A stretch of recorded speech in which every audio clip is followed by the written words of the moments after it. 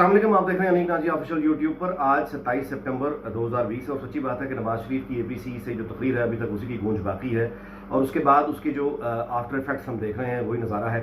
अच्छा, इसमें एक प्रोफेशनल ने बहुत दिलचस्प नुक्ते की तरफ मेरी तवज्जो दिलाई। वो ये है कि नवाज शरीफ की स्पीच अगर आप देखें तो उसके पीछे उन्होंने बहुत इंटेलिजेंट को टीम थी, मीडिया टीम, जिसमें उन्होंने पीछे बैकग्राउंड में उन्होंने जो उनका जो ब्रांड है वोट को इज्जत दो, वो तहरीर लिखी हुई थी, साथ में पार्टी का जो है इंतखाबी निशान था और वो तकरीर बिल्कुल इस तरह से जैसे कौम से खिताब उन्होंने किया। और ये जो है ना वोट को इज्जत दो, अगर ये इसका यानी कमर्शियल बना के टेलीविजन चैनल्स पे चलाते हैं तो ये करोड़ों रुपए का एयर टाइम था जो उनको मुफ्त में मिला। और आज भी अगर आप देखें कि जहाँ जहाँ सोशल मीडिया और इलेक्ट्रॉनिक मीडिया में जहाँ जहाँ भी उस तस्वीर की फुटेज आती है कि जो पब्लिसिटी है उस ब्रांड की वोट को इज्जत दो, वो मुफ्त में हो रही है। बहुत इंटेलिजेंट मीडिया टीम थी और जाहिर है उसका इम्पैक्ट फिर बाद में।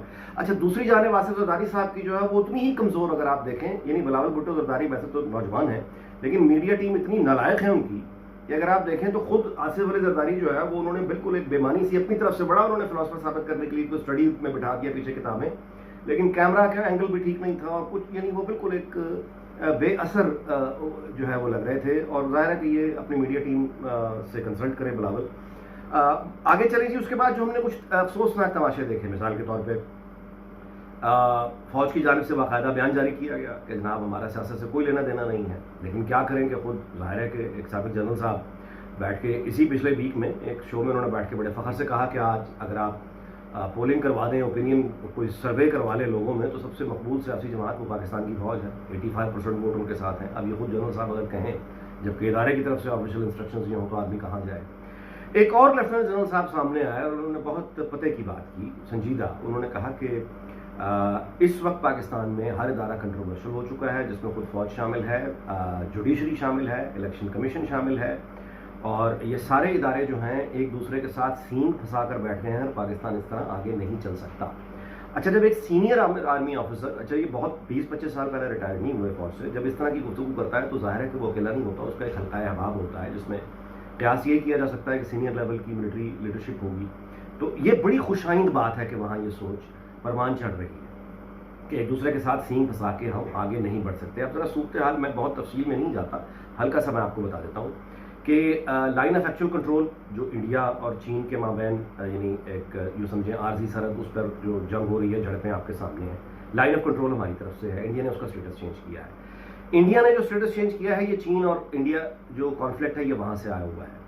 हमारा जो आज़ाद कश्मीर जिसे हम कहते हैं और गिलगित बल्तिस्तान, ये भी उसी यानी आप यूँ कहिए कि टेरिटरी का हिस्सा है और ये भी उस तरह से अक़वाम मुत्तहिदा की करारदादों के मुताबिक अभी तक इसके मामलात उस तरह से तय नहीं हैं जिस तरह के यानी जिसको इंडिया कह रहा है कि तय हो गया, चीन नहीं मान रहा। अब अगर इन दोनों बड़ी इकॉनमीज़ की, यानी अफगानिस्तान में जो जंग हुई उसका हाल पाकिस्तान को क्या यानी भुगतना पड़ा, इसमें तो दोबारा मुझे बताने की ज़रूरत नहीं है। इंडिया और चाइना की अगर यानी ये जो कशीदगी है ये अगली इंतहाओं पर चली जाती है तो इतनी बड़ी इकॉनमीज़ हमारे पड़ोस में जब लड़ेंगी तो हम उसमें शामिल न भी हों तो उसका जो इम्पैक्ट हमारी इकॉनमी पर आएगा, जो पहली 1% पे खड़ी है, आगे नहीं जा रही, तो हमारी उसके लिए तैयारी क्या है। अच्छा, फिर अगर इन जंग और आग के शोलों में हमें घसीट लिया जाता है, मतलब कि शोले हमारी जानिब आ जाते हैं। अमित शाह जो भारतीय वजीर है मरकजी, उनका ट्वीट मतलब बयान आपने देख लिया होगा कि वो कह रहे हैं कि हम 15 नवंबर के बाद, रवां साल 15 नवंबर के बाद हम 2 फ्रंट वॉर क्यों नहीं सोचते और हम घबराते क्यों हैं। मतलब ये भारतीयों को वो कह रहे हैं कि आप क्यों घबरा रहे हैं कि 15 नवंबर के बाद अगर 2 फ्रंट वॉर यानी चाइना और पाकिस्तान के साथ,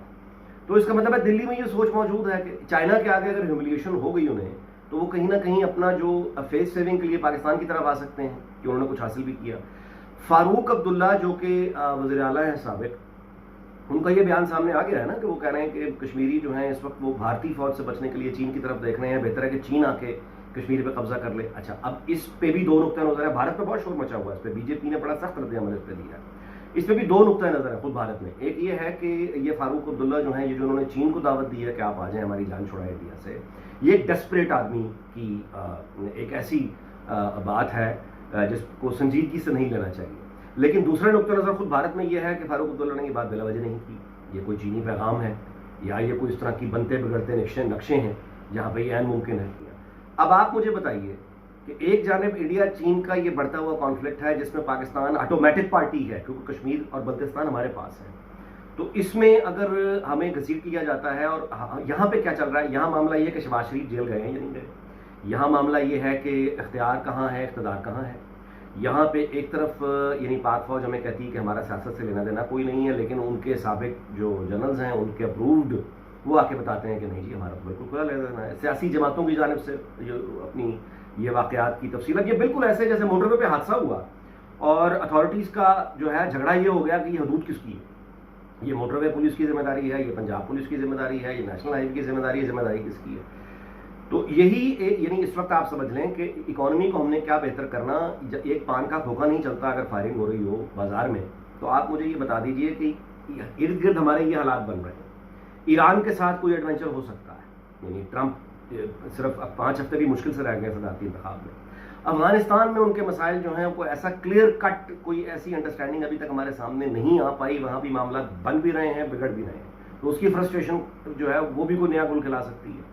تو ایران ہے، افغانستان ہے، چین ہے اور انڈیا ہے، اس پہ ہم بیٹھے ہوئے ہیں. ہم مطلب آزاد کشمیر اور بلتستان. اب ان حالات میں ہمارا جو مسائل ہیں وہ کیا ہیں؟ اقتدار کس کا ہے، ذمہ داری کس کی ہے، چور کون ہے، ڈاکو کون ہے. مطلب ایک خاندان پہ پاسبل اٹیک آ سکتا ہے، اس کے ہمسائے میں جنگیں ہیں اور گھر والے یہ لڑ رہے ہیں کہ یہ تمہاری جگہ ہے، یہ میری جگہ ہے، یہ تمہارا کمرہ ہے، یہ میرا کمرہ ہے، یہ چیز یہاں کیوں رکھی، یہ وہاں کیوں رکھی. بھائی میرے جب اللہ معاف کرے کوئی دشمن آتا ہے نا تو وہ یہ نہیں دیکھتا کہ آپ میں پھر پنجابی کون ہے، پختون کون ہے، شیعہ کون ہے، سنی کون ہے، فوجی کون ہے، سول کون ہے. وہ یہ نہیں دیکھتے، وہ پھر اپنا انٹرسٹ دیکھتے ہیں. آپ مجھے یہ بتائیے کہ آگے یہ جو اپوزیشن اور یہ جو اب ہو رہا ہے، اب آگے جو یعنی گلیوں سڑکوں محلوں میں اگر لڑائیاں شروع ہو جاتی ہیں، حکومت کیا کرے گی؟ حکومت یہ کرے گی گرفتاریاں کرے گی، پکڑ دکڑ کرے گی. کیا اس کے بعد آپ کی اکانومی ٹھیک ہو جائے گی؟ آپ ایک دوسرے کو مارنا شروع کر دیں تو اس سے کیا دشمن کے ارادے بدل جائیں گے؟ ہمارے گھر میں یعنی جس طرح کی یہ لڑائیاں چل رہی ہیں، معاف کیجیے گا دشمن نے تو کیا معاف کرنا، دوست بھی معاف نہیں کرتے. میں دوبارہ سے کہہ رہا ہوں کہ یہ معاملات جس طرف جا رہے ہیں اور ہمارے ہاں یہ جھگڑے ابھی تک ہیں کہ یہ یعنی شپ کا انچارج کون ہے، ہم ان جھگڑوں میں لگے ہوئے ہیں.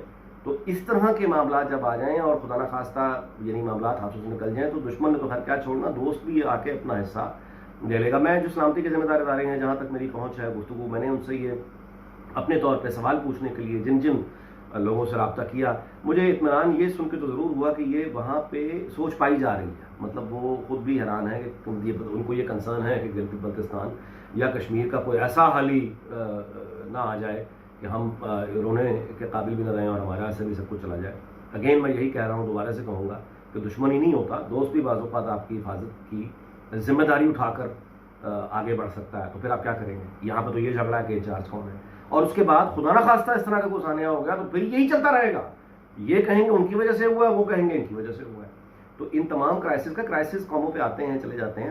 یہ پرابلم نہیں ہے. پرابلم یہ ہے کہ کرائسس جو اتنے بڑے جتنے ہم موجود ہیں، اکانومی کا حال آپ کے سامنے ہے وغیرہ وغیرہ، اس سے آگے چلنے کے لیے ہمارے یعنی اس کا انچارج ایک تو یہ کون ہے، اس کی ذمہ داری کس نے اٹھانی ہے، اور اس کا ایک ہی علاج ہے کہ آپ الیکشنز کروا دیجئے اور فری اینڈ فیئر الیکشنز کروا دیجئے. پاکستان کی قوم جن کو قیادت کو منتخب کرتی ہے وہ آپ کے ملک کو سنبھالیں، وہ سیاست سے سنبھالیں، کیونکہ باقی فارمولے پٹ چکے ہیں.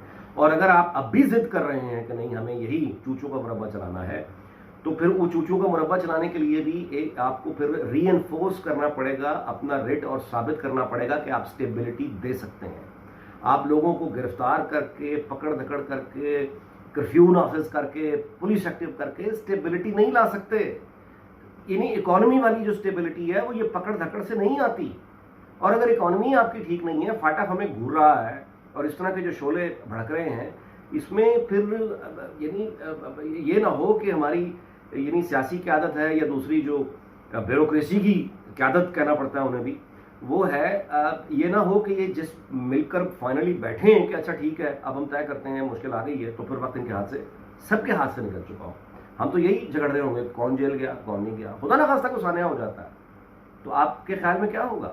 ڈھاکہ فال ہوا ہے نا پہلے، تو کیا ہوا؟ آج تک یہی بحث جاری ہے کہ اس کا ذمہ دار ذوالفقار علی بھٹو تھا، یا اس کا ذمہ دار شیخ مجیب تھا، یا اس کا ذمہ دار جنرل یحییٰ تھا. آج تک یہی بحث ہے. اس بحث سے آگے نکلے ہیں، ہم نے کچھ سیکھا ہے کہ اس کی کوئی اور بھی ریزنز ہو سکتی ہیں. ہم نے ایلینیٹ کیا ہوا تھا، ہم نے جبر کی ایک طاقت مسلط کی ہوئی تھی بنگالیوں پر. ہم ان کے جس لیڈر کو ووٹ ملا ہم اس کو اقتدار دینے پر تیار نہیں تھے. اس طرف کا بھی بات نہیں ہوتی.